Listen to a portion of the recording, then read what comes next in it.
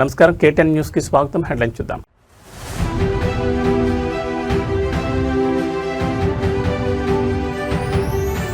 రైతు భూములకు 22A ఆంక్షల నుంచి విముక్తి. సీఎం చంద్రబాబు నాయుడు సర్కార్ చారిత్రాత్మక నిర్ణయం.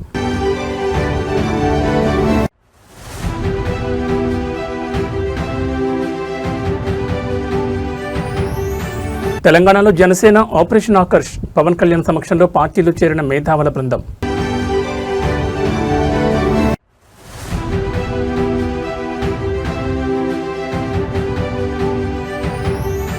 షాబాద్లో దారుణ నరమేధం. 6గురిని పాశవికంగా నరికి చంపిన ఫోక్సో కేసు నిందితుడు.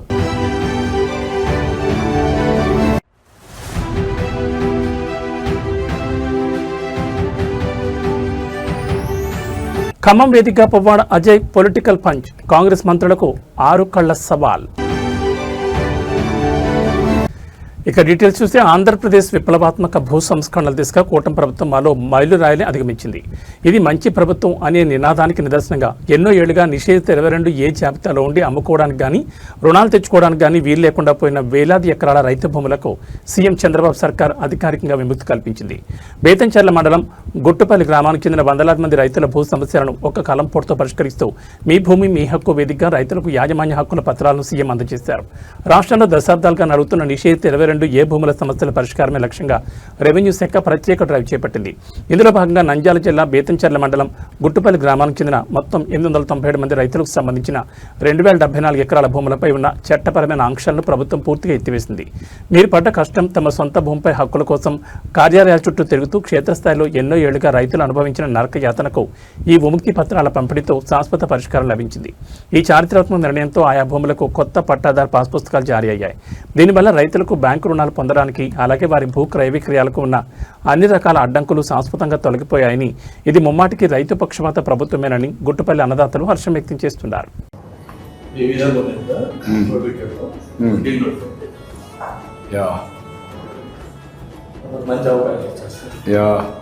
ఇప్పుడే ఆ రికార్డులో మీరు చూస్తే అంతవరకు లెటర్స్లో పెట్టి నోటిఫికేషన్ చేసేసారు ఎవరు అమ్మడానికి లేదని.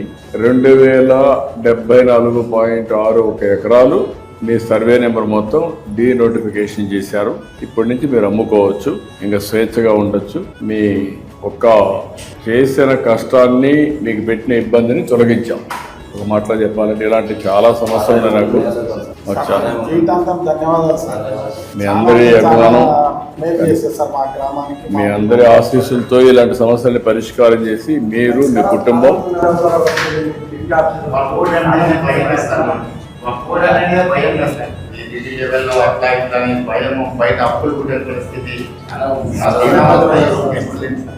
ఎంతైనా కోర్టు పోయినప్పుడు డబ్బులు ఖర్చు పెట్టుకోవాలి, లాయర్లు పెట్టుకోవాలి, తిరుగుతూ ఉండాలి, అన్ని సమస్యలు ఉంటాయి. ఇవన్నీ అదే మొత్తం వాళ్ళు ఇష్ట ప్రకారం వదిలేశారు. మిమ్మల్ని గాలి కొదిలి పెట్టారు.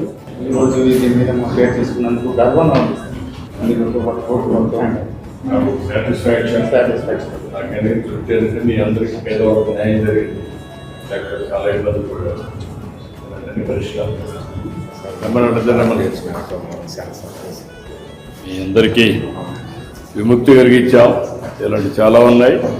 మీ అందరి ఆశీస్సులతో ఇంకా ఇలాంటివన్నీ చేయాలని, అందరికీ న్యాయం చేయాలని అన్నీ చేస్తాం.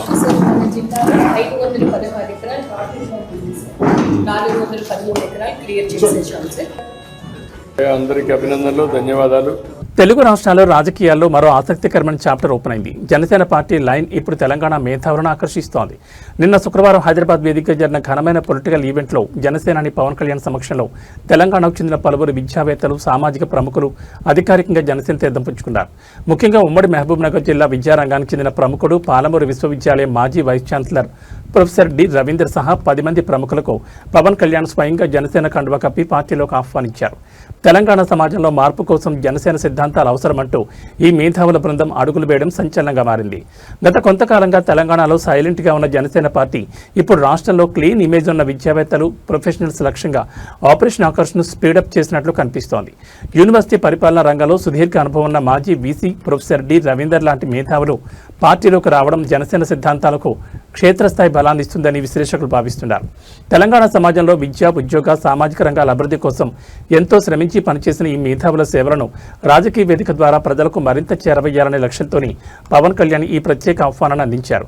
కేవలం ఓటు బ్యాంక్ రాజకీయాలు కాకుండా పాలసీ మేకింగ్లో కీలక పాత్ర పోషించగల 10 మంది ప్రముఖులను మొదటి విడతగా పార్టీలోకి చేర్చుకోవడం ద్వారా తెలంగాణ యువతకు మరియు విద్యా వర్గాలకు జనసేన ఒక బలమైన సంకేతాన్ని పంపిందని ఆ పార్టీ శ్రేణులు స్పష్టం చేస్తున్నాయి.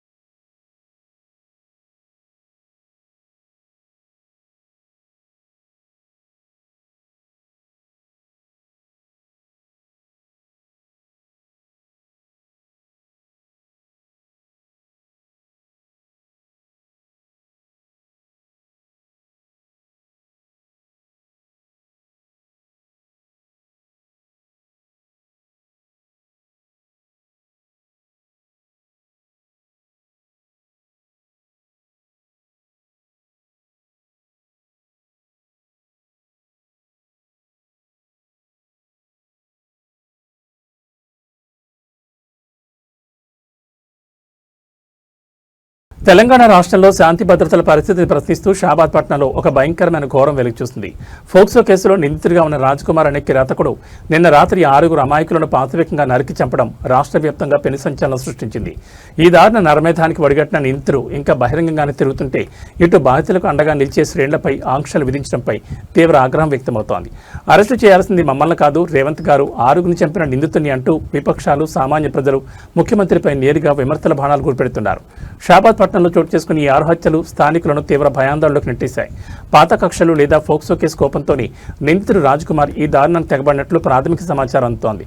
అయితే ఇంతటి ఘోర విపత్తు రాష్ట్రంలో జరిగితే ముఖ్యమంత్రి రేవంత్ రెడ్డి ఖమ్మం జిల్లా పర్యటనలో బిజీగా ఉండడం, అక్కడి కార్యక్రమాల్లో పాల్గొనడాన్ని నెటిజన్లు పబ్లిక్ ప్లాట్ఫామ్స్ వేదికగా తీవ్రంగా తప్పుపడుతున్నారు. క్షేత్రస్థాయిలో శాంతి భద్రతలను కాపాడాల్సిన బాధ్యతను విస్మరించి సీఎం ఖమ్మంలో పిక్నిక్ మోడ్లో ఉన్నారంటూ బాధితుల పక్షాన్ని నిలబడిన శ్రేణులు సోషల్ మీడియాలో ఆక్రోశం వెళ్లగొక్కుతున్నాయి.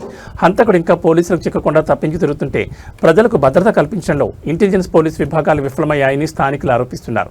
తక్షణమే నిందితుని ఎన్కౌంటర్ చేయాలంటూ లేదా కఠినంగా శిక్షించాలంటూ డిమాండ్స్ పెరుగుతున్నాయి. తెలంగాణ ప్రజలకు నమస్కారం. ఈరోజు నన్ను, అదేవిధంగా కొడంగల్ మాజీ శాసనసభ్యులు శ్రీ పట్నం నరేందర్ రెడ్డి గారిని, మిగతా బీఆర్ఎస్ నాయకులను షాబాద్లో జరిగిన అత్యంత దారుణమైన హత్యలకు సంబంధించి బాధితులను పరామర్శించుదామని వెళ్తుంటే మమ్మల్ని అరెస్ట్ చేశారు.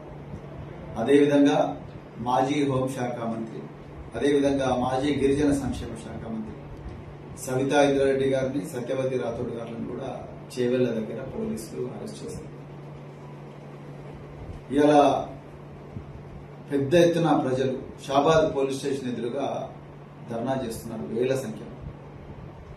ఇలా నేను తెలంగాణ ప్రజలకు చెప్పాలనుకున్న విషయం ఏంటంటే, తెలంగాణ రాష్ట్రం ఈ రేవంత్ రెడ్డి గారి పాలనలో ఆయన హోంశాఖ మంత్రిగా ఉండగా పోక్సో కేసులకు అడ్డాగా మారింది. ఇది ఒక మాజీ పోలీస్ అధికారిగా, ఒక తెలంగాణ బిడ్డగా ఈ మాట చెప్పాలంటేనే బాధేస్తున్నది, కానీ ఇది వాస్తవం.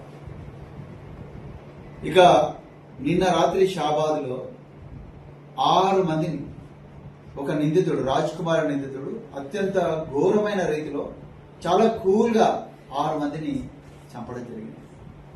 ఒక్క పోలీస్ అధికారి కూడా దీంట్లో అడ్డం పోలేదు. అసలు విషయం ఏంటయ్యా అంటే, మే 16వ తారీఖు నాడు, అంటే సరిగ్గా 55 రోజుల క్రితం మే 16వ తారీఖు నాడు ఈ నిందితుడి మీద పోక్సో కేసు రిజిస్టర్ అయింది. ఈ రోజు చనిపోయిన అమ్మాయి, వాళ్ళ అమ్మ, వాళ్ళ మామ, వాళ్ళిద్దరూ కలిసి షాబాద్ పోలీస్ స్టేషన్ లో ఒక కంప్లైంట్ ఇచ్చారు. ఈ కంప్లైంట్ ఇచ్చిన తర్వాత ఒక్కరోజు కూడా ఆ నిందితుడిని, ఆ రాజ్ కుమార్ నిందితుడిని పోలీసు వాళ్ళు పోలీస్ స్టేషన్ కి తీసుకురాలేదు. 55 రోజులు. అయ్యా రేవంత్ రెడ్డి గారు, మీరు ప్రతి చోట కూడా కోట్లాది రూపాయలు ఖర్చు చేస్తూ మీటింగులు పెడుతూ రాష్ట్రంలో తెలంగాణ తొలి ముఖ్యమంత్రి తెలంగాణ పొలిటికల్ రణక్షేత్రంలో ఖమ్మం వేదిక మాటలతో తలపేలుతున్నాయి. ముఖ్యమంత్రి రేవంత్ రెడ్డి ఖమ్మం పర్యటన వేళ బీఆర్ఎస్ మాజీ మంత్రి పువ్వాడ అజయ్ కుమార్ అధికార పక్షంపై అత్యంత ఘాటైన పొలిటికల్ పంచ్ విసిరారు. నేను ఒక్క కన్నుతోనే ఖమ్మంను ఎవరూ ఊహించని విధంగా అభివృద్ధి చేశాను. మరి జిల్లాలో 3 మంత్రులుండి 6 కళ్లున్న మీరు నేను చేసినంత అభివృద్ధి ఎందుకు చేయలేకపోతున్నారంటూ పువ్వాడ అజయ్ వేసిన ప్రశ్న ఇప్పుడు ఉమ్మడి ఖమ్మం జిల్లాతో పాటు రాష్ట్ర వ్యాప్తంగా సంచలనం రేపుతోంది. గత బీఆర్ఎస్ ప్రభుత్వ హయాంలో ఖమ్మం నియోజకవర్గ ప్రతినిధిగా మంత్రిగా పనిచేసిన పువ్వాడ అజయ్ కుమార్ తన హయాంలో జరిగిన నగర సుందరీకరణ, IT hub, central lighting, link రోడ్ల అభివృద్ధిని ఈ సందర్భంగా గుర్తు చేశారు. ప్రస్తుత కాంగ్రెస్ ప్రభుత్వంలో ఖమ్మం జిల్లా నుంచి 3 కీలక నేతలు మంత్రులుగా ఉన్నప్పటికీ జిల్లాకు కొత్తగా ఒరిగిందేమీ లేదంటూ ఆయన ధ్వజమెత్తారు. క్షేత్రస్థాయిలో తాము ఎంతో శ్రమించి ఖమ్మం రూపురేఖలను మార్చామని, కానీ నేడు అధికారంలో ఉన్న వారు కేవలం మాటలకే పరిమితం అవుతున్నారంటూ పువ్వాడ అజయ్ కాంగ్రెస్ మార్పు పాలన ఎండగట్టారు. ఒక శారీరక లోపాన్ని రాజకీయం చేయాలని చూస్తే దాన్నే తన ఆయుధంగా మలుచుకుని పువ్వాడిచ్చిన ఈ రిటార్ట్ కౌంటర్ కాంగ్రెస్ శ్రేణులకు గట్టి షాక్ ఇచ్చిందని విశ్లేషకులు భావిస్తున్నారు. 6 కళ్ళు పెట్టుకుని చూస్తున్నా జిల్లాలో కొత్త పనులు ఎందుకు జరగడం లేదని ఆయన నిలదీశారు. సరే, నేను ఒక విషయం అడుగుతా ఉన్నా. ఒక వ్యక్తికి 2 కళ్ళుంటే ఎంతో విజన్తో పనిచేస్తారు. నేను ఒక్కదాంతోనే నేను ఏం పని చేసినా అనేది ఈ జిల్లా ప్రజలకి, ఖమ్మం జిల్లా ప్రజలకి, ఖమ్మం ప్రజలకి తెలుసు. ఖమ్మాన్ని గతంలో ఎవరు ఊహించని విధంగా, ఎవరు చేయలేనంత అభివృద్ధి చేయటానికి నాకు ఆ లిమిటేషన్స్ లేదా ఈ బాదర్బందీలు ఏమి అడ్డం కాలే. మిత్రులారా, ఖమ్మం నగరంలో కానీ లేదా ఖమ్మం జిల్లాలో కానీ ఎమ్మెల్యేగా లేదా మంత్రిగా నేను ఒక కన్నుతో పనిచేసి చేసిన అభివృద్ధి, మీరు 3 మంత్రులు ఉండి 3x2 అంటే 6 కళ్ళుతోనే నేను చేసిన దాంట్లో కనీసం 10వ వంతన్న మీరు చేశారా అని నేను అడుగుతా ఉన్నా, ఛాలెంజ్ చేస్తా ఉన్నాను. నేను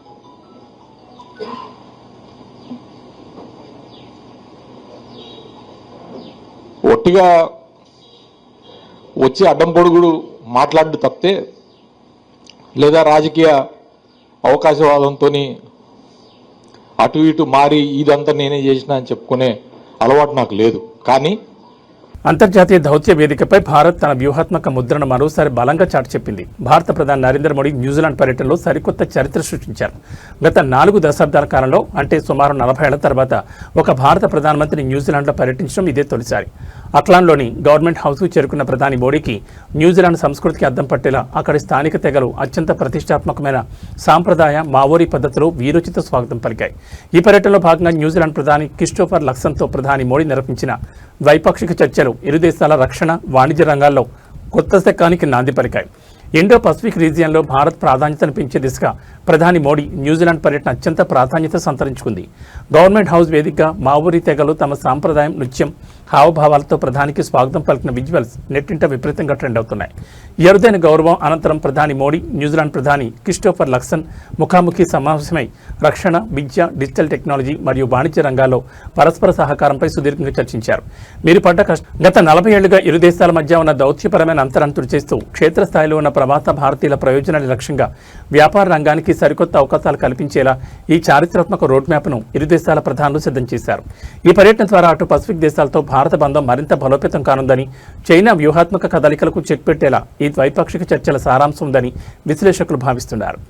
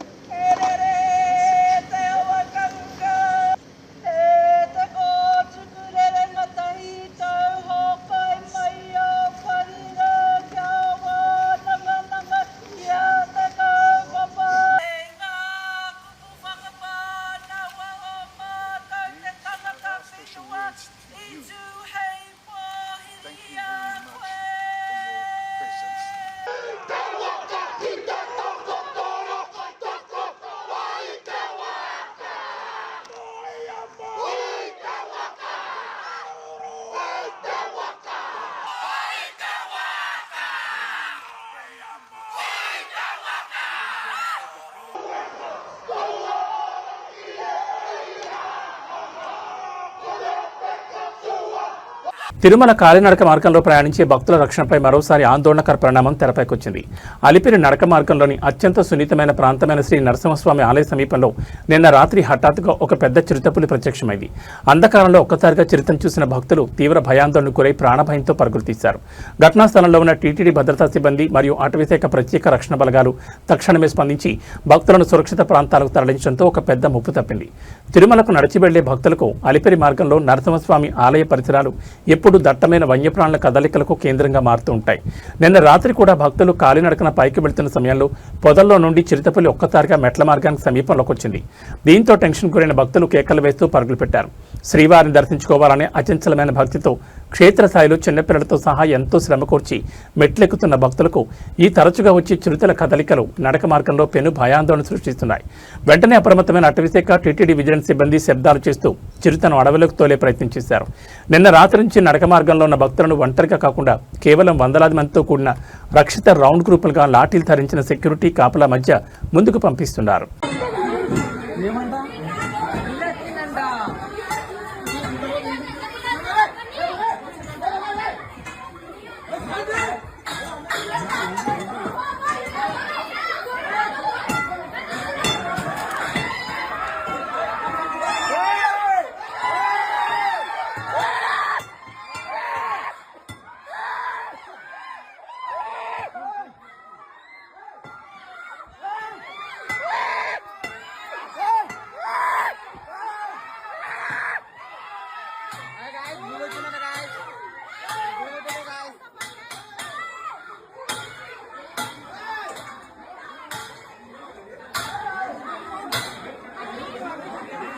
గోదావరి నదీ పరివాహక ప్రాంతంలోని యానాంలో ఒక అసాధారణ మరియు ఆందోళనకరమైన ఘటన వెలుగుచూస్తుంది. యానా మీదుగా ప్రవహించే గోదావరి నదిలో భారీ సంఖ్యలో చేపపిల్లలు ఆకస్మికంగా మృత్యుపడ్డాయి.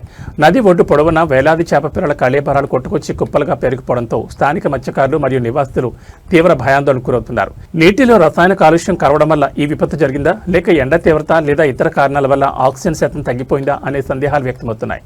యానాం గోదావరి నదిని నమ్ముకుని వందలాది మత్స్యకార కుటుంబాలు జీవనం సాగిస్తున్నాయి. అయితే నిన్నటి నుంచి నది నీటిపై చేపపిల్లలు తేలడం ప్రారంభమై రాత్రికి రాత్రి భారీ సంఖ్యలో ఒడ్డుకు కొట్టుకొచ్చాయి. పరిశ్రమల నుండి వెలువడే రసాయన వ్యర్థాలు నదులు కలవడం వల్లే ఈ ఘోరం జరుగుంటుందని స్థానికులు బలంగా అనుమానిస్తున్నారు.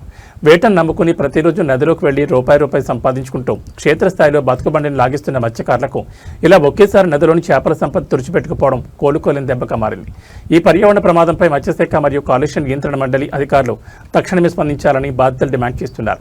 నదిలోని వివిధ పాయింట్ల నుండి నీటి నమూనాలను సేకరించి ల్యాబొరేటరీ పరీక్షల ద్వారా వాస్తవాలను వీలైనంత త్వరగా బహిర్గతం చేయాలని కోరుతున్నారు.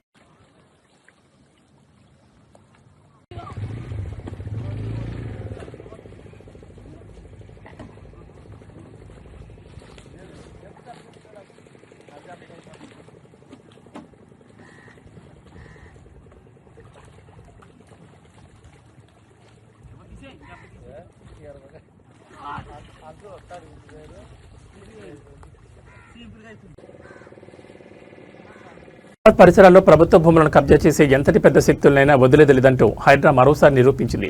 మేడ్చల్ మల్కాజ్గిరి జిల్లా కుత్బుల్లాపూర్ మండలం పేట్ బషీర్బాద్లో నిన్న శుక్రవారం హైడ్రా అధికారిక యంత్రాంగం అత్యంత భారీ ఆపరేషన్ చేపట్టింది. సర్వే నెంబర్ 25/2లో ఉన్న హెచ్ఎండి అధీనంలోని కోట్ల విలువైన ప్రభుత్వ భూమిని ఆక్రమించి క్రీడా మైదానంగా వాడుకుంటున్న సెయింట్ ఆన్స్ హై స్కూల్ ప్రహారీ గోడలను హైడ్రా జేసీబీలు ముక్కలు చేశాయి. పేట్ బషీర్బాద్ సర్వే నెంబర్ 25/2 పరిధిలో మొత్తం 38.15 ఎకరాల అత్యంత విలువైన ప్రభుత్వ భూమి ఉంది. దీని గతంలోనే రాష్ట్ర ప్రభుత్వం జర్నలిస్టుల హౌసింగ్ సొసైటీకి కేటాయించింది. అయితే ఈ ఖాళీ స్థలంలో కొంత భాగం అన్యాక్రాంతం కాకుండా కాపాడేందుకు గతంలోనే హైడ్రా 36.25 ఎకరాల మేర కంచె వేసి భద్రపరిచింది. కాగా మిగిలిన 1.30 ఎకరాల స్థలాన్ని సెయింట్ ఆన్స్ హై స్కూల్ యాజమాన్యం తమ అధీనంలో ఉంచుకుని ప్లే గ్రౌండ్గా వాడుతూ చుట్టూ కాంపౌండ్ వాల్ నిర్మించింది.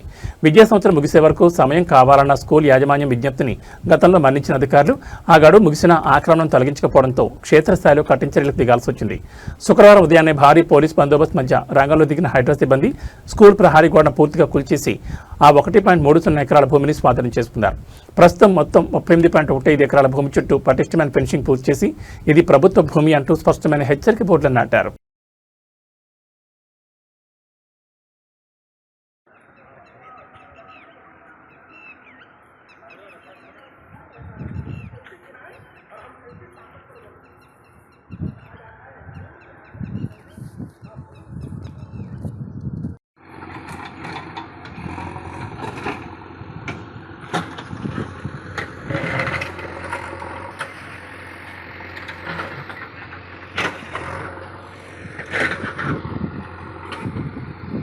హైదరాబాద్ మహానగరంలో చెరువుల పరిరక్షణ పేరుతో హైడ్రా చేపడుతున్న డిమాలిషన్ డ్రైవ్స్ ఇప్పుడు సామాన్య ప్రజల గుండెల్లో రైళ్లు పరిగెట్టిస్తున్నాయి. నెక్లెస్ రోడ్డుకు ఆనుకుని ఉండే అత్యంత రద్దీ ప్రాంతాలైన ఎంఎస్ మక్తా మరియు బిఎస్ మక్తా కాలనీల నివాసితులు నిన్న రాత్రి ఒక్కసారిగా వీధుల్లోకి వచ్చి భారీ నిరసన చేపట్టారు. కాంగ్రెస్ వస్తే మంచి జరుగుతుందని ఓటు వేస్తే ఇప్పుడున్న ఒక్క ఇల్లు కూలగొట్టి రోడ్డున పడేస్తున్నారంటూ ముఖ్యమంత్రి రేవంత్ రెడ్డి నిర్ణయాలపై స్థానిక మహిళలు, పేదలు తీవ్ర ఆక్రోశం వెళ్లగక్కారు. హుస్సేన్ సాగర్, నాలా మరియు పరివాహక ప్రాంతాల పరిధిలోకి వస్తాయనే ప్రచారంతో ఎంఎస్ మక్తా, బిఎస్ మక్తా ఇళ్లకు హైడ్రా మార్కింగ్స్ ఇవ్వచ్చనే భయం స్థానికులను వెంటాడుతోంది. ఈ క్రమంలోనే రోడ్లపైకి వచ్చిన ప్రజలు ప్రభుత్వానికి వ్యతిరేకంగా తీవ్ర నినాదాలు చేశారు. ముఖ్యమంత్రి పేరు కూడా సరిగ్గా తెలియని సామాన్య మహిళలు సైతం తమ ఆవేదనను బట్టబయలు చేశారు. ఎండనక వాననక రెక్కాడితే కానీ డొక్కాడక క్షేత్రస్థాయిలో జీవితాంతం కష్టపడి కట్టుకున్న ఒక్కగానొక్క చిన్న ఇళ్లను కూల్చేందుకు బుల్డోజర్లు వస్తున్నాయంటే ఆ పేద కుటుంబాలకు నిద్ర కరువైంది. సీఎం దేవేందర్ రెడ్డి, హేమంత్ రెడ్డి ఆయన వచ్చినప్పటి నుండి మాకు నిద్ర లేదు. కాంగ్రెస్ వస్తే మంచి జరుగుతుందని ఓటేశాం, ఇప్పుడు అన్యాయం చేస్తున్నారు. ఇంకోసారి మాత్రం రేవంత్ రెడ్డికి ఓటు వేసే ప్రసక్తే లేదంటూ స్థానికులు మైకుల ముందే తెగేసి చెప్తున్నారు. దశాబ్దాలుగా ఇక్కడే నివసిస్తున్న తమకు న్యాయబద్ధమైన పత్రాలున్నాయని, తమ జోలికి వస్తే సహించేది లేదని హెచ్చరిస్తున్నారు. పుట్టి పెరిగినాం ఇదే ఏరియాలో. ముందు బిఎస్ మక్తాలో ఉండే, మళ్ళా మేము ఎంఎస్ మక్తాలో ఉన్నాం. ఎంఎస్ మక్తాలోనే పుట్టి పెరిగిన మేమందరం 8 మంది అక్క చెల్లెళ్ళకి మాకు తల్లిదండ్రుల ఇళ్ళ, తాతల ఇండ్లు అదే ఇచ్చిర్రు మాకు. ఒక్కొక్క రూమ్ ఇస్తే అందులోనే కష్టం చేసుకొని పిల్లలను చదివి గవర్నమెంట్ స్కూల్లో, రాజ్భవన్ స్కూల్లో వేసి చదివించి ఏదో బతుకుతున్నాం. మరి ఇప్పుడు ఆ ఇల్లు తీసేస్తామని నాగే పేరేంది దేవేందర్ రెడ్డి అంటున్నాడు. రేవంత్ రెడ్డి ముఖ్యమంత్రి పేరు హేమంత్ రెడ్డి అంటున్నాడు. అట్లా అంటున్నాడు. ఏం చేయాలా? చుట్టుపక్కల ఇండ్లన్నీ ఊలగొట్టేస్తున్నాడు. ఆ భయం అయిపోయింది మాకు. ఆయన వచ్చిన కాడి నుంచి అయితే మాకు నిద్రలు లేవు, నీళ్ళు లేవు. పింఛన్లు ఇస్తా అన్నాడు, పింఛన్లు ఇవ్వట్లేడు. 2000 నుంచి కేసీఆర్ అన్నాడు 3000 చేస్తా అంటే ఈయన 4000 చేస్తా అని గెలిచిండు. ఏది లేదు. ఉన్న ఇల్లుకి ఒక రూమ్ కి అది ఎసరు పెడతా అంటున్నాం. ఓట్లేసి సంతోషంగా వేసిర్రు, చాలా మంది వేసిర్రు. కాంగ్రెస్ వస్తే మమ్మల్ని బాగా చేస్తుందని. ఇలా మాకే అన్యాయం చేస్తాం. మహిళల ప్రభుత్వం, ఇందిరమ్మ ప్రభుత్వం అంటాడుగా. అన్ని అంటున్నాడు. మళ్ళీ వేస్తారా ఓటు? ఇక అది ప్రభుత్వం కెరక మాకే. ఒక్కదాన్ని వేస్తే గెలుస్తాడు. మళ్ళీ మీ ఉద్దేశం ఏంది? అంతేనా? కేసీఆర్ ఉన్నప్పుడు ఎట్లుండే మీ పరిస్థితులు? కేసీఆర్ ఉన్నప్పుడు ఎట్లుండే? బాగుండే. బాగుండే సౌత్ ఇండియన్ పాలిటిక్స్ లో ఇప్పుడు ఒకే ఒక డైలాగ్ మోత మోగిపోతోంది. తమిళిక వెట్రి కళగం పార్టీని స్థాపించి రాబోయే అసెంబ్లీ ఎన్నికల లక్ష్యంగా ప్రజాక్షేత్రంలో దూసుకుపోతున్న తమిళ స్టార్ హీరో దళపతి విజయ్ అవినీతిపై అత్యంత ఘాటైన వ్యాఖ్యలు చేశారు. ప్రభుత్వ ఆఫీసుల్లో మీ దగ్గరకు వచ్చి ఎవరైనా లంచం అడిగితే ఇవ్వము అని ముఖం మీద చెప్పండి. ఆ తర్వాత మీ పనులు ఎలా కావో ఎవరు ఆపుతారో నేను చూస్తానంటూ విజయ్ ఇచ్చిన మాస్ పొలిటికల్ స్టేట్మెంట్ ఇప్పుడు ఇరు రాష్ట్రాల్లోని యువతను, సామాన్య ప్రజలను విపరీతంగా ఆకర్షిస్తోంది. కేవలం సినిమాలకే పరిమితం కాకుండా తమిళనాడు క్షేత్ర రాజకీయాల్లో భారీ మార్పు తీసుకురావడమే ధ్యేయంగా దళపతి విజయ్ తన పొలిటికల్ రూట్ను క్లియర్ చేసుకుంటున్నారు. ప్రభుత్వ యంత్రాంగంలో అడుగడుగునా పేరుకుపోయిన అవినీతి వల్ల సామాన్య ప్రజలు పడుతున్న ఇబ్బందులను ఆయన నేరుగా ప్రస్తావించారు. ప్రతి చిన్న ప్రభుత్వ పని కోసం, సర్టిఫికెట్ల కోసం ఆఫీసుల చుట్టూ తిరుగుతూ క్షేత్రస్థాయిలో కష్టాజితాన్ని లంచాల రూపంలో ఇచ్చుకుంటున్న సామాన్యుడి వెనుక ఒక బలమైన రక్షణ కవచంలా తాను, తన పార్టీ నిలబడుతుందని విజయ్ ఈ వ్యాఖ్యల ద్వారా భరోసా ఇచ్చారు. లంచం ఇవ్వడానికి తిరస్కరించడమే కాకుండా పనులను అడ్డుకునే అధికారుల ఆట కట్టిస్తామంటూ ఆయన చేసిన ఈ వ్యాఖ్యలు తమిళనాడులోని అధికార, ప్రతిపక్ష పార్టీలకు ఒక సవాల్గా మారిందని రాజకీయ విశ్లేషకులు భావిస్తున్నారు. உங்ககிட்ட யாராவது லஞ்சம் ஏதாவது கேட்டாங்கன்னா கொடுக்க முடியாது சொல்லுங்க. நான் இருக்கேன் உங்களோட.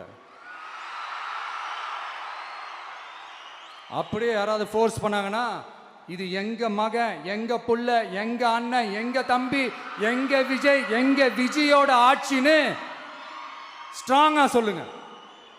மக்களே, நீங்க கூட இருக்கும்போது லஞ்ச ஊழல் மட்டும் இல்லை, அதிகாரத்தை வச்சு ஆட்டம் போடுற யாரா இருந்தாலும் அடங்கிடுவாங்க. ఉత్తరాంధ్ర రూపురేఖలను మార్చే mega project Bhogapuram Alluri Sitaramaraju international airport ప్రారంభోత్సవం కోసం ఎదురుచూస్తున్న వారికి ఒక ముఖ్యమైన అప్డేట్ వచ్చింది. ఈ అంతర్జాతీయ విమానాశ్రయం ప్రారంభోత్సవం అనుకున్న సమయం కంటే మరింత ఆలస్యం కానుంది.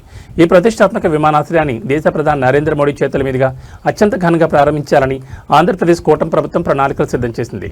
అయితే ప్రస్తుతం ప్రధాని నరేంద్ర మోడీ అంతర్జాతీయ పర్యటనతో అత్యంత బిజీగా ఉండడం, ఆ వెంటనే పార్లమెంట్ బడ్జెట్ సమావేశాలు ప్రారంభం కానుండడంతో ఇప్పట్లో భోగాపురం ఎయిర్పోర్ట్ ప్రారంభోత్సవం లేనట్లేనని తెలుస్తోంది. భోగాపురం అంతర్జాతీయ విమానాశ్రయం పనులు దాదాపు చివరి దశకు చేరుకున్నాయి. అయితే అధికారికంగా విమాన సర్వీసులు ప్రారంభం కావడానికి దేశ ప్రధాని డేట్స్ అత్యంత కీలకంగా మారాయి. ప్రస్తుతం విదేశీ పర్యటనలో ఉన్న పీఎం నరేంద్ర మోడీ స్వదేశానికి తిరిగి రాగానే ఈ నెల 20వ తేదీ నుండి ఆగస్టు 13వ తేదీ వరకు జరగబోయే పార్లమెంట్ బడ్జెట్ సమావేశాల్లో పూర్తి బిజీ కానున్నారు. ఉత్తరాంధ్ర కనెక్టివిటీ కోసం, విమానయాన రంగంలో సరికొత్త విప్లవం కోసం క్షేత్రస్థాయిలో రాత్రింబగళ్లు శ్రమించి రన్వేలు, టెర్మినల్స్ పూర్తి చేసిన ఇంజనీరింగ్ విభాగాలకు ఈ అధికారిక ప్రారంభోత్సవం జాప్యం మరికొంత కాలం నిరీక్షణను మిగిల్చింది. ఈ సుదీర్ఘ పార్లమెంట్ షెడ్యూల్ కారణంగా ఆగస్టు 2వ వారం దాటిన తర్వాతే ప్రధాని మోడీ ఏపీ పర్యటనకు వచ్చే అవకాశం ఉందని ఢిల్లీ వర్గాలు చెబుతున్నాయి. దీంతో రాష్ట్ర ప్రభుత్వం కూడా భోగాపురం ఎయిర్పోర్ట్ గ్రాండ్ ఓపెనింగ్ను ఆగస్టు 3వ వారానికి లేదా ఆ తర్వాత రీషెడ్యూల్ చేసే యోచనలో ఉన్నట్లు సమాచారం.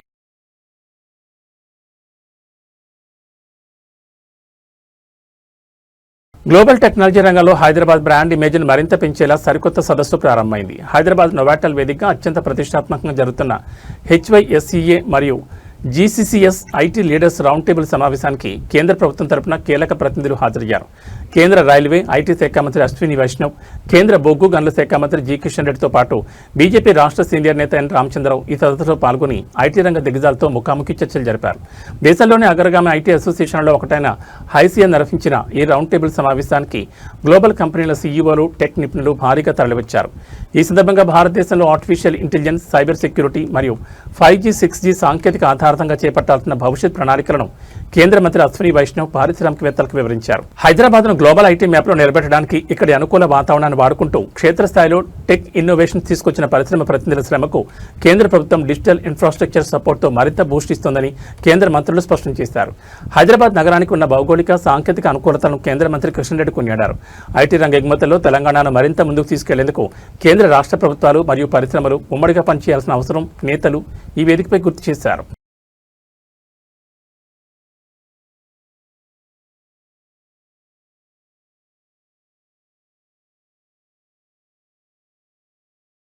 ఏబీ బులెటిన్ విశేషాలు. నమస్కారం.